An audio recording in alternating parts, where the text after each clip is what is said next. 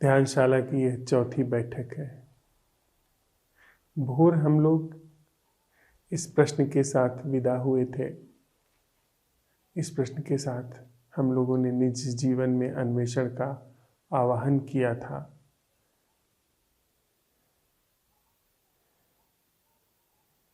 कि वह अक्षत, वह अनछुआ स्थान, वह अनछुई ऊर्जा हमारे पास क्या है,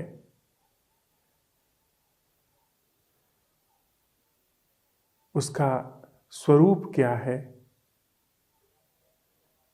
जिससे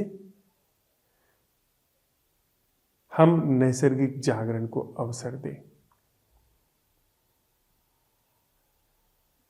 जो अभी मन के द्वारा कलुषित नहीं हुई है, जो मन के द्वारा अभी अपवित्र नहीं हुई है, वह ऊर्जा क्या है। बिना उस ऊर्जा के आवाहन के, बिना उस ऊर्जा के स्रोत के खुले जीवन में उन ढंगों से, उन तरीकों से जिससे हमने जीवन में सब कुछ हासिल किया है, यह मुश्किल है ध्यान का उघड़ पाना। वह ऊर्जा जो उपलब्धियों के चक्र में चली है, जिसने यह मिल जाए वह ना छूटे इस ढंग से काम किया है, वह ऊर्जा ध्यान को उघाड़ने में और सहेजने में सक्षम नहीं है। और दूसरा हमारे प्रश्न का अन्वेषण था कि हमारे जीवन में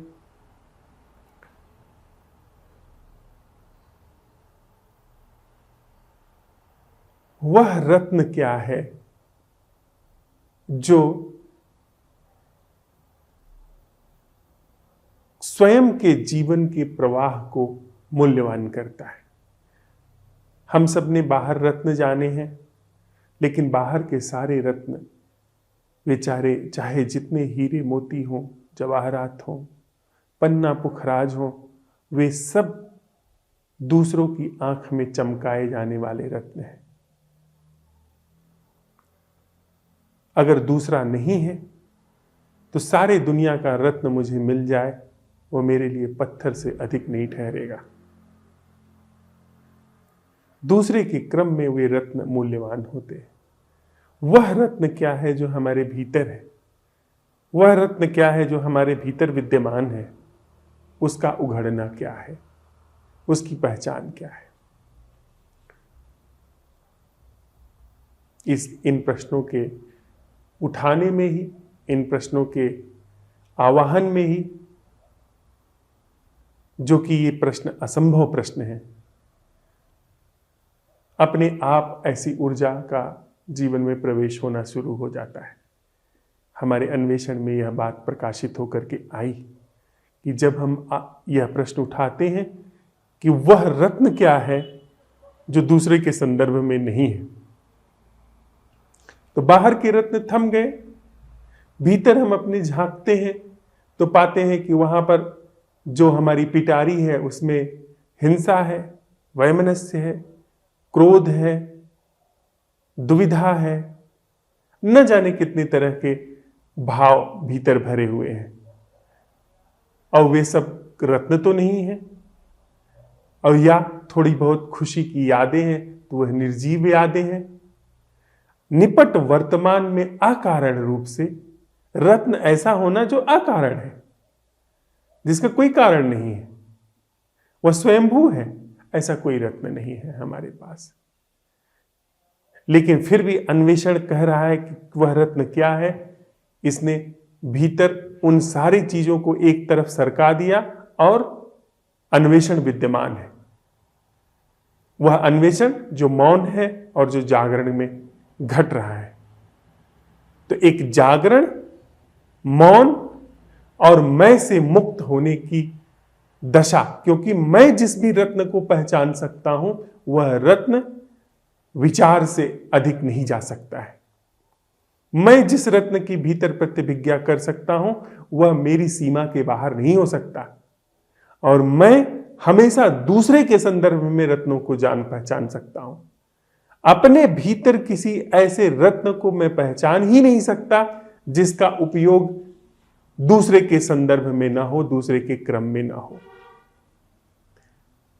और दूसरा जो हमारा प्रश्न था अन्वेषण के लिए, वह था कि इसमें हम अपनी वह ऊर्जा प्रवाहित करें जो ऊर्जा अपवित्र नहीं है, जो ढंग अपवित्र नहीं है, जो अकलुषित है। वह ऊर्जा क्या है, वह ढंग क्या है? जब हम इस अन्वेषण को लेकर के अपने भीतर प्रवेश करते हैं तो पाते हैं कि सोच विचार की यह जो ऊर्जा है, सोच विचार का यह जो ढंग है, यह ढंग न जाने कितनी बार चबाया गया है, न जाने कितनी बार फेंटा गया है।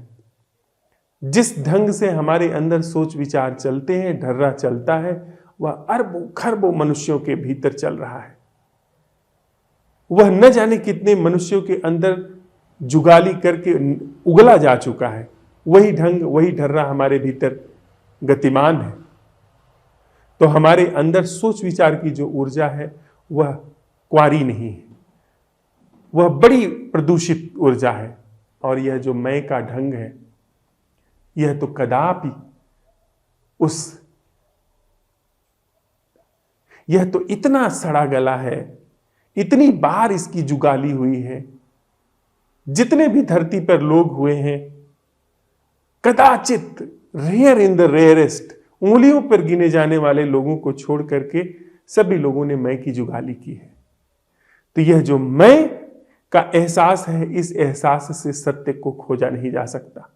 इस एहसास से सत्य का अनावरण नहीं हो सकता। इस एहसास से ध्यान का आवाहन नहीं हो सकता।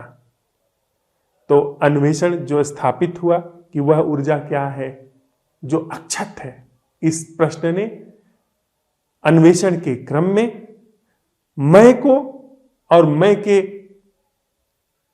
इर्द गिर्द घूम रहे सारे सोच विचार के उपक्रम को एक तरफ सरका दिया। भीतर वह अन्वेषण और उसका उद्घाटन जो अनछुआ है, दोनों एक साथ घटने वाली घटनाएं हैं जो समय के गर्भ में नहीं घटती है।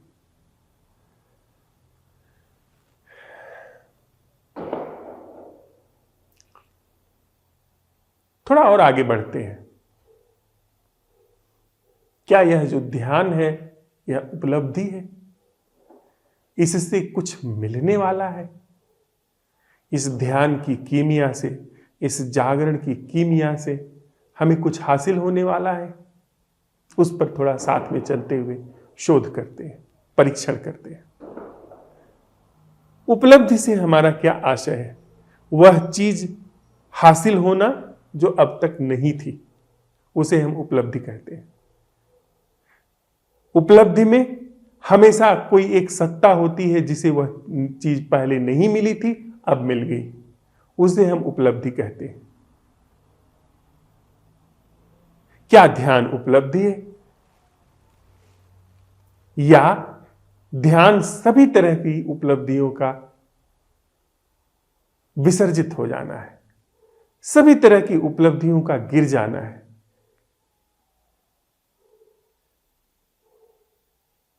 यहां तक कि ध्यान वह जिसको उपलब्धियां मिलती हैं, उस केंद्र का, उस सत्ता का भी विसर्जन हो जाना है। एक छोटी सी कहानी मुझे याद आती है। जलालुद्दीन रूमी जो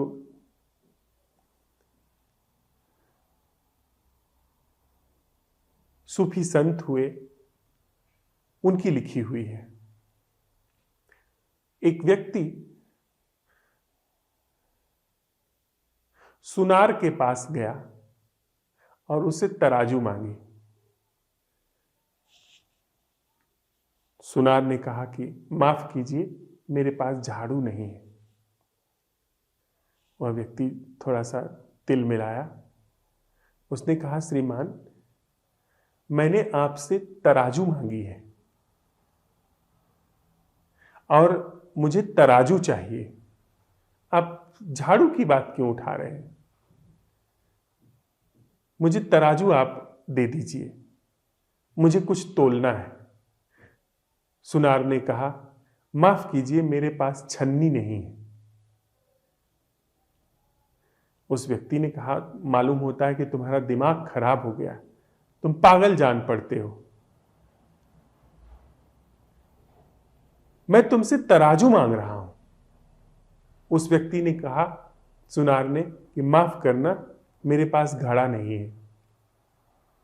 वह तो कहा कि वह व्यक्ति तो विदक ही गया। उसने कहा कि तुम्हारा दिमाग बिल्कुल खराब हो गया है। मैं कह कुछ रहा हूं और तुम कह कुछ और रहे हो। मैं मांग तराजू रहा हूं और तुम मुझे झाड़ू, चलनी और घड़े की बात कर रहे हो। सुनार ने कहा, मैंने तुम्हारी बात पहली बार में ही सुन ली, लेकिन जो तुम मांगने आए हो, बात वहीं तक खत्म नहीं होती है। उसके बाद की भी बातें हैं जो मैं देख पा रहा हूं।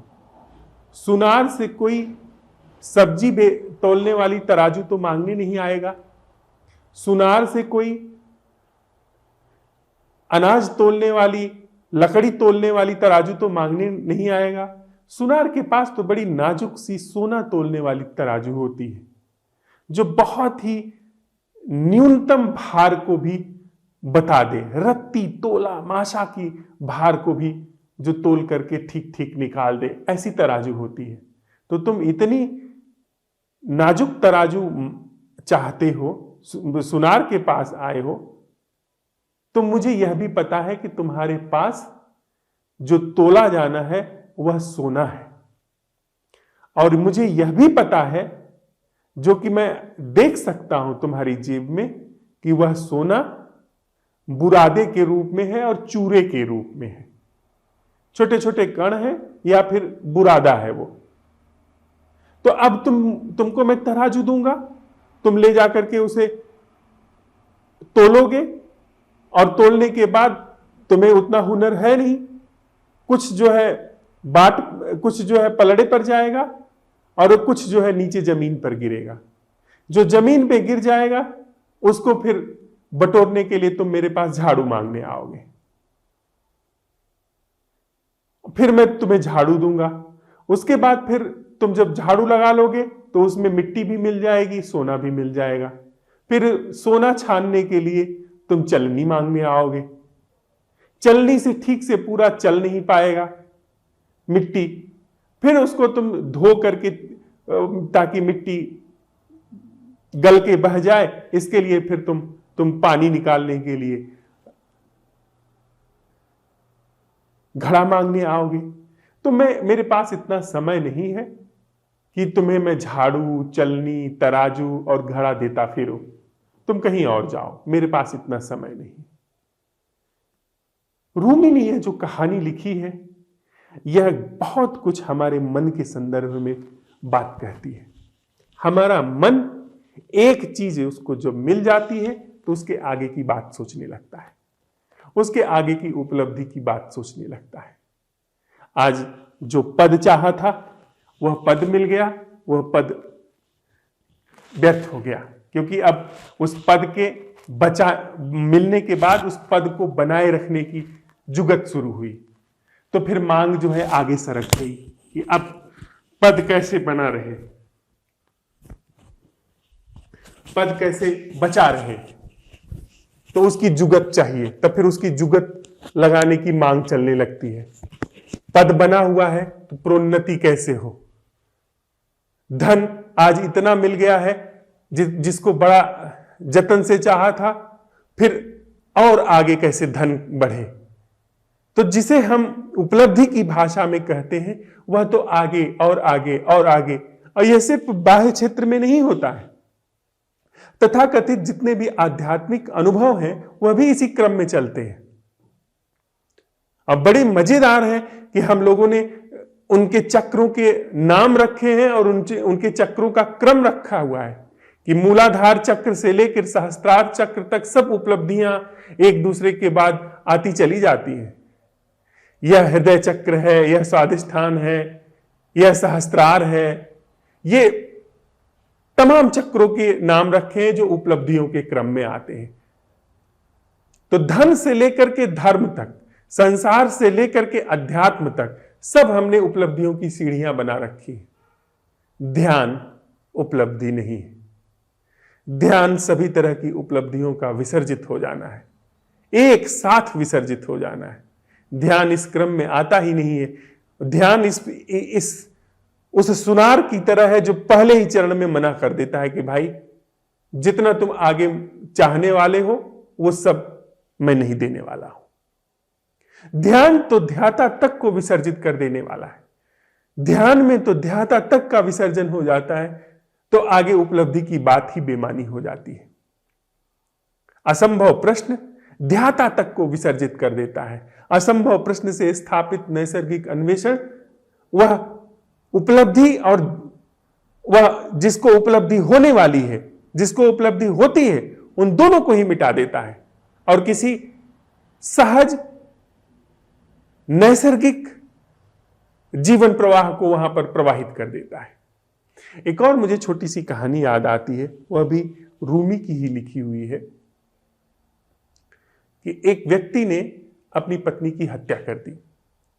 सारा गांव जुट करके लोग उसे कोसने लगे कि तुमने अपनी पत्नी को मार डाला। उसने कहा कि हां, मैंने अपनी पत्नी को मार डाला। क्यों मार डाला? उसने कहा कि उसका किसी और के साथ संबंध हो गया है जिसके कारण मैंने उसे मार डाला।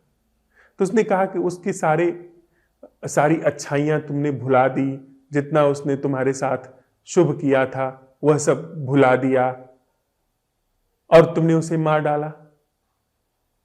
और अगर तुम्हें मारना ही था तो जिसने तुम्हारी पत्नी के साथ संबंध विकसित कर लिए थे उसे मार देते। उसने कहा नहीं, जिसका मेरी पत्नी के साथ संबंध हो चला था उसको मारता तो क्रम शुरू हो जाता। पत्नी मेरी है, नुकसान मेरा है, लेकिन अगर उसका दोष मैं कहीं दूसरे पर डालूं तो फिर उसके भाई होंगे, उसके बेटे होंगे, फिर मुझे न जाने कितने लोगों को मारना पड़ता। एक के बाद एक दूसरे व्यक्ति की मुझे हत्या करनी पड़ती तो मेरे हाथ में तो फिर न जाने कितने लोगों की हत्या होती। तो मैंने जड़ को ही समाप्त कर दिया। यह कहानी सच हो या न हो, कहानी ही है और रूमी ने लिखी है, तो हो सकता है कि सच न हो या गहरे अर्थों को दिखाने के लिए कही गई हो, और जो अर्थ सच में ही बड़े मौजूद हैं, वे अर्थ हमारे इस संवाद पर गहरा प्रकाश डाल रहे हैं। ध्यान जड़ को ही समाप्त कर देता है। उपलब्धि जिसे कहते हैं कि ध्यान में कोई उपलब्धि होने वाली ही नहीं है, कुछ मिलने वाला ही नहीं है। न कोई ज्ञान, न कोई शांति, न कोई एनलाइटनमेंट, संबोधि, न कोई स्वर्ग, न कोई मोक्ष, न कोई निर्वाण, न कोई मुक्ति, न कोई समाधि। ध्यान उपलब्धि की बात ही नहीं करता है। ध्यान सारी उपलब्धियों का एक मुस्त विसर्जन है। भगवान बुद्ध से किसी ने व्यंग में पूछा कि आपको क्या मिला? आपने 6 वर्षों तक अपना सब राजपाट त्याग करके तपस्या की, आपको क्या हासिल हुआ? उन्होंने कहा कुछ हासिल नहीं हुआ, जो था वह भी सब गया, जो था वह सब भी लुट गया, मिट गया। तो व्यंग से फिर पूछा गया, हां वो तो हमें पता है, तुम्हारा राजपद चला गया, तुम्हारी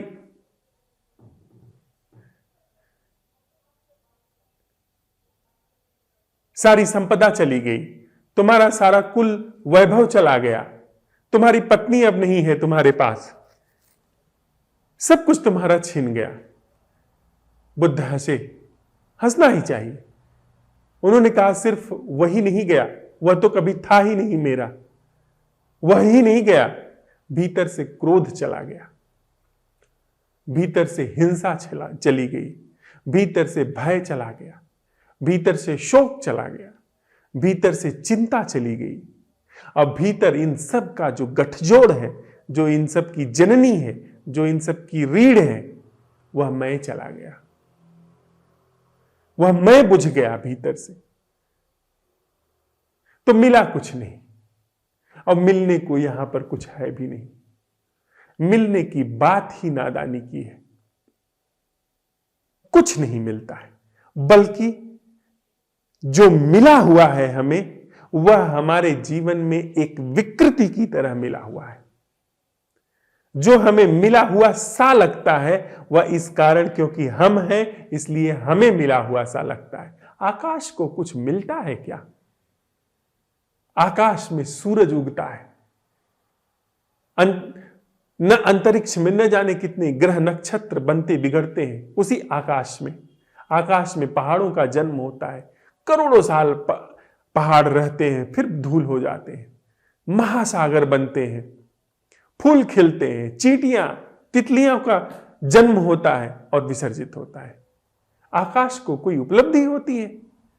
आकाश को कोई पृथ्वी, बृहस्पति, बुध या सूर्य, इनके उगने से, इनके बनने से, इनके बिगड़ने से कोई उपलब्धि अनुपलब्धि होती है? आकाश निर्लिप्त सिर्फ उपस्थित होता है।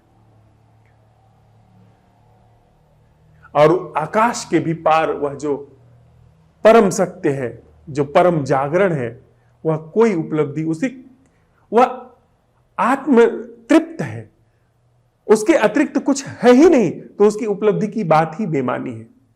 और उसके क्रम में उस तरफ जो जीवन बढ़ चला है, बह चला है, उसमें उपलब्धियों की बात ही नादानी की होगी। तो यह जो हमारे असंभव प्रश्न है, आज के भोर के ही प्रश्न के क्रम को ले लें कि हमारे जीवन में वह अनछुआ क्या है जो विचार और मैं से दूषित नहीं हुआ है, प्रदूषित नहीं हुआ है। उसके लिए स्थापित अन्वेषण में ही मैं और सारा मन का व्यापार, मन का बाजार विसर्जित होने लगा। मिला कुछ नहीं। जो लागू नहीं होता वही विसर्जित हो जाता है। असल में मिलने की बात बिछुड़ने से शुरू होती है, और बिछुड़ना मिलने की पूर्व पीठिका है। जो मिलता है वह बिछुड़ने के लिए मिलता है, और जो बिछुड़ता है किसी नए मिलने की भूमिका होती है। तो मिलने और बिछुड़ने की यह पूरी भाषा, यह पूरा संसार, यह सब मन का रचा हुआ है। यह हमारी बुद्धि का रचा हुआ है, यह हमारे मैं का रचा हुआ है। यह यांत्रिक और बनावटी संरचना का उत्पाद है। असल में न कुछ मिलने जैसा है, न कुछ बिछड़ने जैसा है। तो एक तरह से असंभव प्रश्न मिलन और बिछड़ने की इस पूरी संरचना का एक साथ अवसान है, और वहां पर अवसान के बाद खुमारी पाई जाती है। उस अवस्था को जो मिलन और बिछड़ने के बाद की है, उसको अगर कुछ नाम ही देना हो तो खुमारी है। उसको सुख भी कैसे कहेंगे? दुख तो गया ही गया, सुख भी गया, वह कुछ और बात है जो खुमारी है। तो आज हम लोग इस प्रश्न के साथ रहते हैं कि वह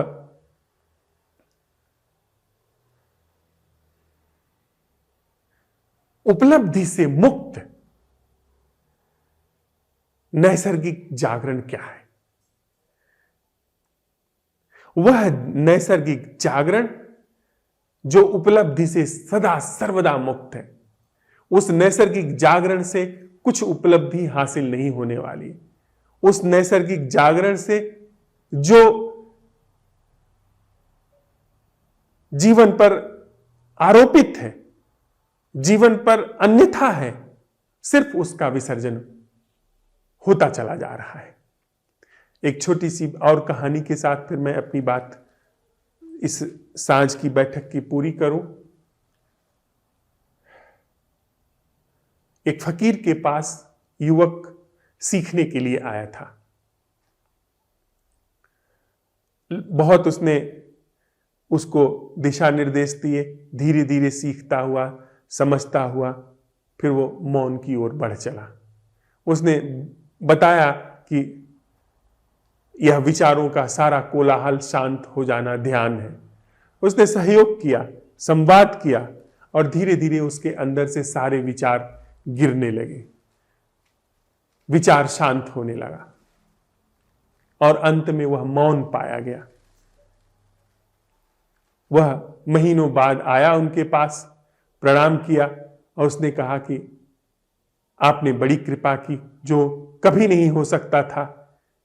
मैंने कभी सपने में भी नहीं सोचा था कि विचारों का इस तरह जो चल रहा प्रवाह है, जो इनकी निरंतरता है, वह रुक सकती है, वहां मौन आ सकता है।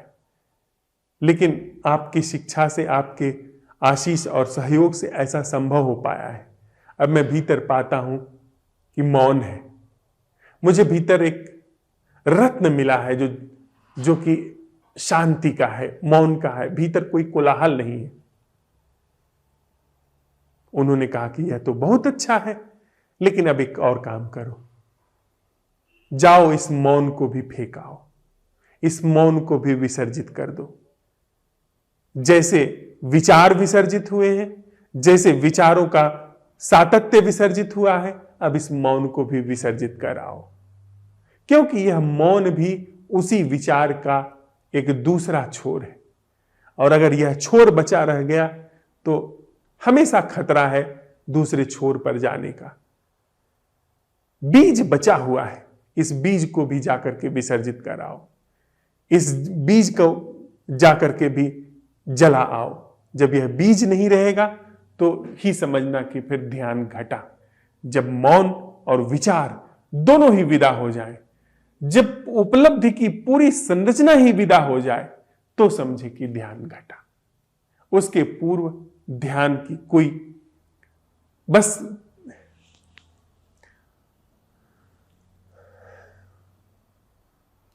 उसके पूर्व ध्यान की तैयारी है, उसके पूर्व ध्यान नहीं है। तो आज हम इस प्रश्न के साथ रहते हैं कि वह नैसर्गिक जागरण क्या है जिसमें कुछ उपलब्ध नहीं होता, बल्कि जिसमें चुपचाप सारी उपलब्धियां भस्मीभूत होती चली जाती हैं। थोड़ी देर के लिए साथ में बैठते हैं, फिर इस प्रश्न के साथ कुछ अगर प्रश्न हो तो उसमें हम लोग संवाद कर लेंगे।